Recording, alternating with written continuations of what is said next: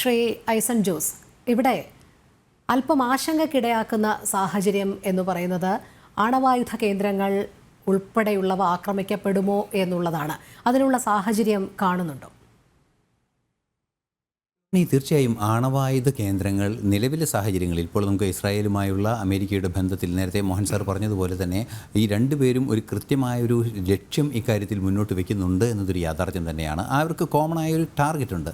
ആ കോമണായ ടാർഗറ്റിൽ നിന്നും ഒരു വിഷയം അവർ എടുത്ത് കൃത്യമായി ഇപ്പോൾ ജോ ബൈഡനും പറയുന്നു, അതുപോലെ തന്നെ അമേരിക്കയുടെ കൃത്യമായൊരു നിലപാട് വരുന്നു. അതായത് ഇത്തരത്തിലുള്ള ആണവ നിലയങ്ങളൊന്നും തന്നെ അത് സമാധാനാവശ്യത്തിനായി ഊർജ്ജ ഉൽപ്പാദനത്തിന് ഉപയോഗിക്കുന്നതാകാം, അതുപോലെ തന്നെ ബോംബുണ്ടാക്കുന്ന പ്ലൂട്ടോണിയം ബോംബ് ഉൾപ്പെടെ ഉണ്ടാക്കുന്ന അല്ലെങ്കിൽ അത് ശേഖരിച്ചിരിക്കുന്ന പ്രദേശങ്ങളാകാം. ആണവ കേന്ദ്രങ്ങൾ, ന്യൂക്ലിയർ റേഡിയേഷൻ ഉണ്ടാകാൻ സാധ്യതയുള്ള പ്രദേശങ്ങളെല്ലാം തന്നെ ആക്രമിക്കരുത് എന്നൊരു നിലപാട് അമേരിക്കയുടെ ഭാഗത്തു നിന്നുണ്ടായിട്ടുണ്ട്.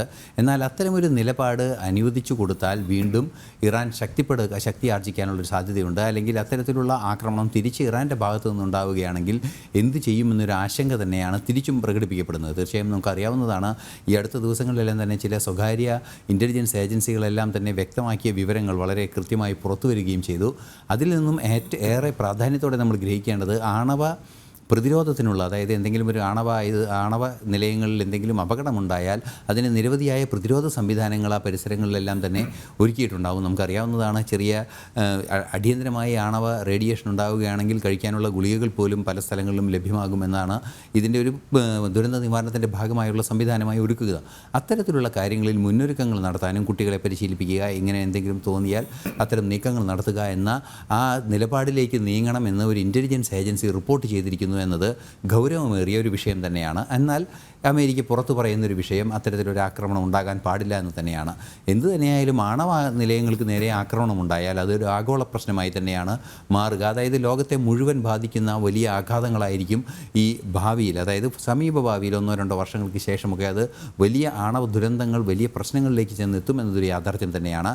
പക്ഷേ ഇറാനെതിരെ ശക്തമായ ആക്രമണം നടത്തുമ്പോൾ ആണവ കേന്ദ്രങ്ങളെ വിട്ട് ഒരു ആക്രമണം നടത്തുക എന്നത് അപ്രായോഗികമാണ് എന്ന നിലപാട് ഇസ്രായേലിൻ്റെ ഭാഗത്തു നിന്നും ഉണ്ടാകുന്നുണ്ട്.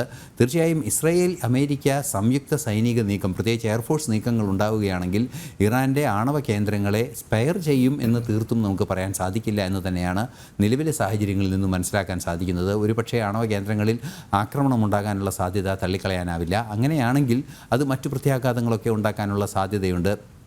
നമുക്കറിയാവുന്നതാണ്, സുനാമിയിൽ ഫുകുഷിമ ആണവ നിലയം തകർന്നപ്പോൾ ഉണ്ടായ ദുരന്തങ്ങളൊക്കെ നമുക്ക് നേരിട്ട് കണ്ടതാണ്. അത്തരത്തിലുള്ളൊരു ദുരന്തത്തിലേക്ക് ലോകത്തെ വലിച്ചിഴക്കേണ്ടതുണ്ടോ എന്നൊരു വലിയ വിഷയം, അത് കുറേ കൂടി കളക്റ്റീവായി ചിന്തിക്കേണ്ട ഒരു കാര്യമാണ്, ലോകം മുഴുവൻ ആലോചിക്കേണ്ട ഒരു കാര്യം കൂടിയാണ്. എന്തു തന്നെയായാലും അതൊരു പ്രശ്നമായി തന്നെ വരാനുള്ള സാധ്യതയുണ്ട്. ആണവ കേന്ദ്രങ്ങൾ വിട്ടുകളയുന്ന ഒരു സാധ്യത ഈ നിലവിലെ സാഹചര്യങ്ങളിൽ കാണാനില്ല. എന്നാൽ ആണവ കേന്ദ്രങ്ങളിൽ ആക്രമണം ഉണ്ടാകുമെന്ന് തീർത്ത് പറയുകയും വയ്യ. കാരണം ആണവ കേന്ദ്രങ്ങൾ ആക്രമിക്കരുതെന്ന് പറഞ്ഞിരിക്കുന്നത് ജോ ബൈഡനാണ്, അമേരിക്കൻ പ്രസിഡൻ്റാണ്. എന്നാൽ ആണവ കേന്ദ്രങ്ങൾ ഉൾപ്പെടെ തകർത്താലേ ഇറാനെ നിയന്ത്രിക്കാനാകൂ എന്ന ഒരു യാഥാർത്ഥ്യവും ഒരു കൃത്യതയാർന്ന യാഥാർത്ഥ്യമായി നമ്മുടെ മുന്നിൽ നിൽക്കുകയും ചെയ്യുന്നുണ്ട്.